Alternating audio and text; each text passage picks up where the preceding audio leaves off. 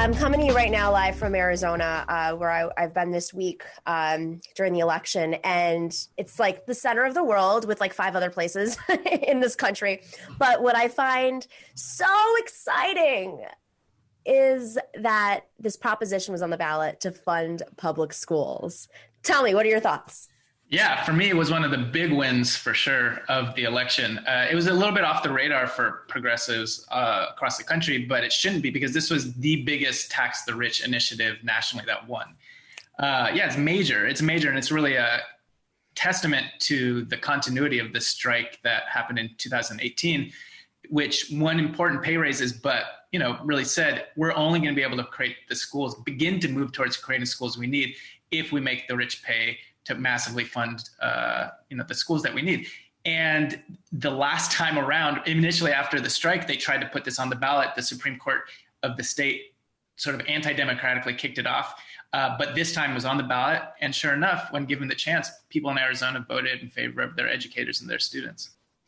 Arizona has the 49th worst public school system in the country, last time I checked. If that's, I don't know when the last time I checked, but that's the number I was hearing.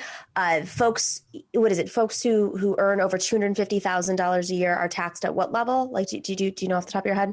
The specific numbers, it's definitely over 250. I don't know the specific numbers off the top of my head, but basically, yeah. So it's an increase on the top income earners to pay for schools, pay for higher wages, but then also just for the really basic infrastructure that it's not just Arizona, there's this constant battle between who's 49th and 50th, and there's about like 5 that, are in that general vicinity. And so it does show that really there is I'd say that there's a potential majoritarian constituency for our politics. And when given the chance to seize it, people do. But unfortunately, they're very frequently not given that chance. Exactly. I think what's also interesting about this proposition is that it's, which will not be law, is that it taxes LLCs too, which, we haven't heard a lot of. In New York, that's a whole other conversation. It's much more complicated, but it was amazing that they were able to push this through and what is a very like pro-business libertarian, style, even with the Democrats government in Arizona. In Florida, we saw the $15 minimum wage vote approved on the Florida ballot, even though a lot of folks that were Trump supporters voted for it. Shocker, people want higher wages. What a concept.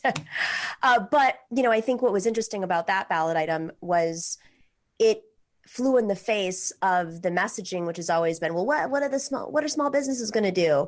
And even when I ran for office, our ballot line was pay people more. And I was proposing a $30 minimum wage in New York. And I can't believe how many progressives were like, but what about the small businesses? What about the small businesses? And it just seems like that message is not pushing through. Even in a red state like Florida, is this, what's to be learned from this? I think the big lesson is that class politics is necessary and it's not being offered. And so that's really important because it's not just the economy in general. It's specifically talking to workers as workers and trying to organize and rebuild really a sense of identity along those lines. Mm-hmm. And so I think that part of that is speaking to people's material interests, which the Democratic Party has not done for decades, right? But then it's also explaining that their material interests can be furthered not by ragging on or at the expense of other members of the working class, but sort of in conjunction with them. Because that's, Trump is able to speak to some people's real material difficulties, but he does that really at the expense of others. And so in the absence, though, of a real positive, solidaristic vision of class politics, that's really what I think leads to Trumpism. And so you see in Florida, you see in Arizona, the potentialities for moving in that direction, but it's just so hard right now to even start cohering in that direction because the Democratic Party really does everything it can at most points to stomp it out. So how were they able to get on the ballot, these propositions in a presidential year?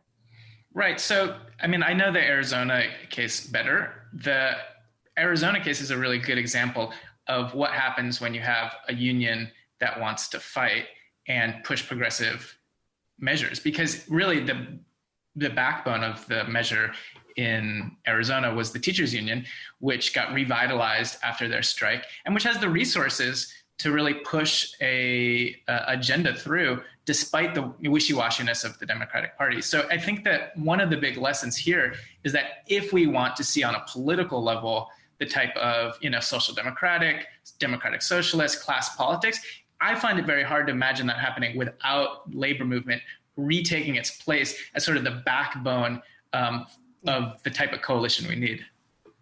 It's fascinating because, you look at the wins, like just talking electorally for a second about like the big progressive wins. They've been in progressive districts, and it's so powerful that the squad's there and Jamal Bowman and Cori Bush, and it's wonderful to have those voices in Congress. But if we want to really shift the makeup of Congress, we're going to have to get a little deeper and start electing progressives in what is more traditionally deemed as swing districts and in districts in Arizona and districts in Florida.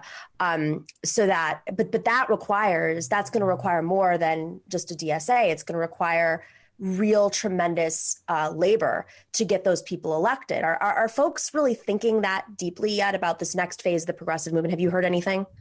Yeah, I mean, I think that just to flag, one of the DSA endorsed candidates that won this week was in Montana. So there is some work being done along those lines, and there are socialists organizing pretty heroically across the country. That being said, it's definitely the case that we have weaknesses. I mean, there's a geographic concentration in certain places, particularly for national political elections. Right, it makes it hard. So I think that it was a wake-up call for a lot of folks this week to really see how strategically central people have known and have been arguing that organizing the South is central for the labor movement and really for reviving socialism. Because as long as you have such a huge part of the country unorganized, you're just always going to be fighting with one hand tied behind your back.